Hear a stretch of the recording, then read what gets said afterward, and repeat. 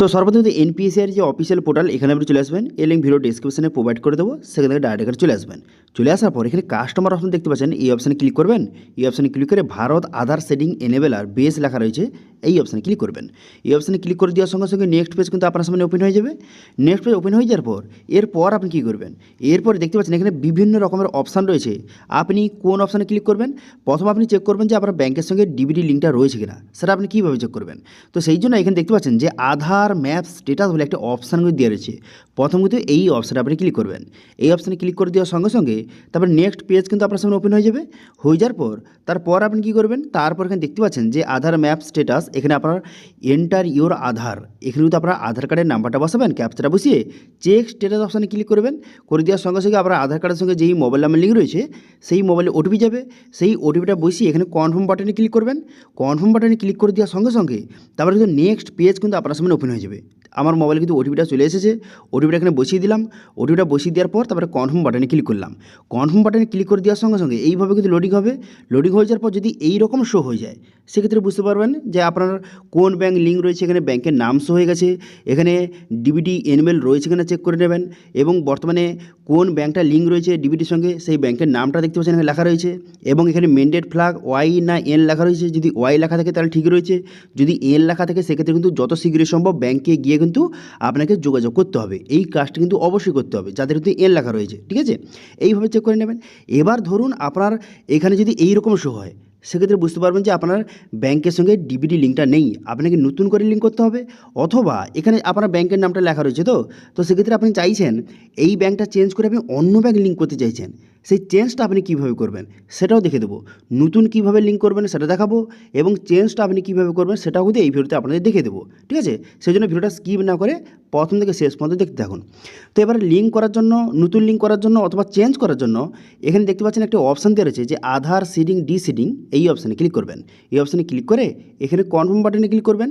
Confirm বাটনে click করে দেওয়ার সঙ্গে সঙ্গে তারপর নেক্সট পেজ কিন্তু ওপেন হয়ে যাবে। এখানে আপনার আধার নাম্বারটা বসিয়ে দেবেন। বসিয়ে দেওয়ার পর রিকোয়েস্ট ফর আধার, এখান থেকে সিডিং সিলেক্ট করবেন। করে দেওয়ার পর এবার কোন ব্যাংকটা লিঙ্ক করতে চান এখান থেকে ব্যাংকেরটার নামটা সিলেক্ট করবেন।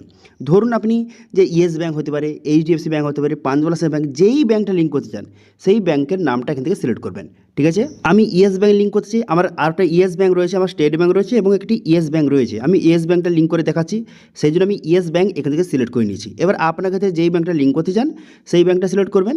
এবার এখানে দেখতে পাচ্ছেন এখানে তিনটি অপশান কিন্তু দেওয়া রয়েছে সিডিং টাইপে। এখানে দেখবেন যে তিনটি অপশান দেওয়া রয়েছে, একটা আছে ফ্রেশ সিডিং, একটি হচ্ছে এখানে movement same bank with other account দেওয়া রয়েছে, এবং আরটি রয়েছে যে from one bank to other bank. এই তিনটি অপশান রয়েছে, কারা কোন অপশান সিলেক্ট করবেন। দেখুন যাদের কিন্তু একদম ব্যাংক লিঙ্ক নেই, ফার্স্ট টাইম লিঙ্ক করছেন, তারা কিন্তু এই ফ্রেশ সিডিং সিলেক্ট করবেন।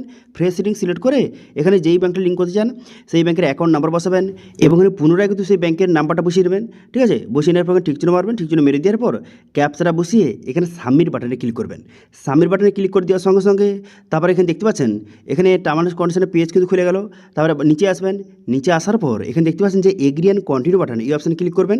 করে দেওয়ার সঙ্গে সঙ্গে আধার কার্ডের সঙ্গে যেই মোবাইল নাম্বার লিঙ্ক রয়েছে সেই মোবাইলে ওটিপি যাবে। সেই ওটিপিটা বসে কনফার্ম করে দেওয়ার সঙ্গে সঙ্গে এখান থেকে খুব সহজে নতুন ব্যাংকটা লিঙ্ক করতে পারবেন, ঠিক আছে?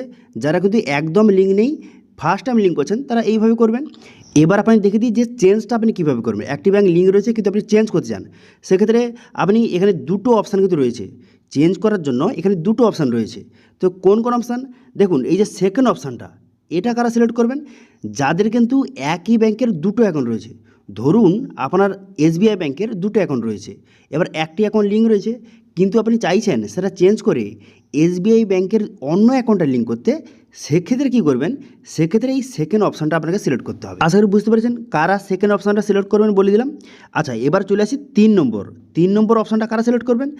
যারা কিন্তু এক ব্যাংক থেকে অন্য ব্যাংকে ট্রান্সফার করছেন। যেমন আমার ক্ষেত্রে আমি স্টেট ব্যাংক লিঙ্ক ছিল, আমি কিন্তু বর্তমানে আমার যা আরও একটি ইয়েস ব্যাংক রয়েছে, আমি ইয়েস ব্যাংকে ট্রান্সফার হচ্ছি, সেজন্য যেহেতু ব্যাংকটা আলাদা হয়ে যাচ্ছে সেই জন্য কিন্তু 3 নম্বর অপশানটা তারা সিলেক্ট করবে, ঠিক আছে? সিলেক্ট করে এখানে অ্যাকাউন্ট নাম্বার বসাবেন। কোন অ্যাকাউন্ট নাম্বারটা? যেই ব্যাংকটা এখানে সিলেক্ট করেছেন সেই ব্যাংকের অ্যাকাউন্ট নাম্বারটা এখানে সঠিক বসিয়ে দেবেন, এবং সেই অ্যাকাউন্ট নাম্বারটা আপনি কনফার্ম করে দেবেন। যে পুনরায় বসিয়ে দেবেন, ঠিক আছে, অ্যাকাউন্ট নাম্বার বসিয়ে দেবেন এবং সেই অ্যাকাউন্ট নাম্বারটা পুনরায় এখানে বসিয়ে দেবেন। বসিয়ে দেওয়ার পর তারপর আপনি কী করবেন, তারপর নিচে আসবেন, নিচে আসার পরে ঠিকচিহ্ন মারবেন, ঠিকচিহ্ন মেরে দেওয়ার পর এখানে ক্যাপচাটা বসাবেন, ক্যাপচাটা বসিয়ে সাবমিট বাটনে ক্লিক করবেন। সাবমিট বাটনে ক্লিক করে দেওয়ার সঙ্গে সঙ্গে তারপর টার্ম অ্যান্ড কন্ডিশনের পেজ খুলে যাবে। তারপর ভালো করে দেখে নেবেন, দেখে নেওয়ার পর নিচে আসবেন, নিচে আসার পর এখানে এগ্রি অ্যান্ড কন্টিনিউ বাটনে ক্লিক করবেন। করে দেওয়ার সঙ্গে সঙ্গে তারপর কিন্তু আপনার আধার কার্ডের সঙ্গে যেই মোবাইল নাম্বার লিঙ্ক রয়েছে সেই মোবাইলে ওটিপি যাবে, সেই ওটিপিটা এখানে সঠিকভাবে বসিয়ে দেবেন। ওটিপিটা সঠিকভাবে বসিয়ে দেওয়ার পর তারপর এখানে কনফার্ম বাটনে ক্লিক করবেন। কনফার্ম বাটনে ক্লিক করে দেওয়ার সঙ্গে সঙ্গে লোডিং হবে, একটু ওয়েট করবেন। তারপর দেখবেন যে আপনার সামনে এইরকম একটি পেজ কিন্তু খুলে গেল। এখানে বলা হয়েছে যে আপনার কিন্তু স্টেট ব্যাঙ্ক লিঙ্ক ছিল, আপনি কিন্তু ইয়েস ব্যাঙ্কে ট্রান্সফার করছেন, আপনি কি রাজি? হ্যাঁ, আপনি রাজি। তো সেই ক্ষেত্রে এখানে কনফার্ম বাটনে ক্লিক করবেন। কনফার্ম বাটনে ক্লিক করে দেওয়ার সঙ্গে সঙ্গে তারপরে দেখতে পাচ্ছেন আপনার এটা কিন্তু কনফার্ম বাটনে ক্লিক করে দেওয়ার সঙ্গে দেখতে পাচ্ছেন আপনার অ্যাপ্লিকেশনটা সাকসেসফুলি সাবমিট হয়ে গেলো। এখানে দেখতে পাচ্ছেন সাকসেস হয়ে গেল। এবার আপনি 5 থেকে 10 মিনিট পর আপনি চেক করবেন যে আপনার ব্যাঙ্কটা কিন্তু চেঞ্জ হয়ে গেছে বা লিঙ্ক হয়ে গেছে, ঠিক আছে। সেটা চেক করার জন্য এখানে আধার ম্যাপ স্টেটাস অপশানে ক্লিক করবেন। করে দেওয়ার পর তারপরে আপনার আধার কার্ড নাম্বার বসাবেন, তারপরে ক্যাপচার বসিয়ে চেক স্টেটাস অপশানে ক্লিক করবেন। করে দেওয়ার সঙ্গে সঙ্গে আধার কার্ডের সঙ্গে যেই মোবাইল নাম্বার লিঙ্ক রয়েছে মোবাইলে ওটিপি যাবে, সেই ওটিপিটা বসিয়ে এখানে কনফার্ম বাটনে ক্লিক করবেন। করে দেওয়ার সঙ্গে সঙ্গে দেখতে পাচ্ছেন এখানে ইয়েস ব্যাঙ্ক কিন্তু লিঙ্ক হয়ে গেছে। এইভাবে খুব সহজে আপনি লিঙ্ক করতে পারবেন। তবে বলে কি, শুধুমাত্র ডিবিটি লিঙ্কটা করলে হবে না, আপনার কোন ব্যাঙ্কটা লিঙ্ক করছেন সেই ব্যাঙ্কের ডিটেলস কিন্তু অবশ্যই চেক করে নেবেন। এখানে দেখতে পাচ্ছেন অ্যাকাউন্ট ডিটেলস অপশানে ক্লিক করে আপনার আধার নাম্বার বসিয়ে ক্যাপচার বসাবেন। ক্যাপচার বসিয়ে সাবমিট বাটনে ক্লিক করে দেওয়ার সঙ্গে সঙ্গে আপনার আধার কার্ডের সঙ্গে যেই মোবাইল নাম্বার লিঙ্ক রয়েছে মোবাইলে ওটিপি যাবে, সেই ওটিপিটা বসিয়ে সাবমিট করে দিয়ে এখান থেকে ব্যাঙ্কের ডিটেলস কিন্তু শো হয়ে যাবে যে আপনার কোন অ্যাকাউন্ট নাম্বার কি, অ্যাকাউন্টটা কার নামে রয়েছে। অবশ্যই কিন্তু এই বিষয়টা চেক করে নেবেন, এটা কিন্তু খুবই গুরুত্বপূর্ণ। ডিবিটি লিঙ্ক করার পর এই বিষয়টা একবার চেক করে নেবেন, ঠিক আছে। তো আশা করি বুঝতে পেরেছেন, বর্তমানে যদি আপনি কৃষক বন্ধু হোক অথবা অন্নপূর্ণা, পিএম কিষাণ ছাড়াও গভর্নমেন্টের যে কোনো স্কিমের টাকা আপনি যদি ব্যাঙ্কে পেতে চান, সঠিক অ্যাকাউন্টে পেতে চান, সেক্ষেত্রে কী কাজ করতে হবে আপনাদের দেখিয়ে দিলাম। যে ডিবিটি লিঙ্কটা আপনি কীভাবে করবেন দেখিয়ে দিলাম এবং ডিবিটি লিঙ্কের পর আপনি কোন কাজটি করতে হবে সেটাও কিন্তু দেখিয়ে দিলাম, ঠিক আছে।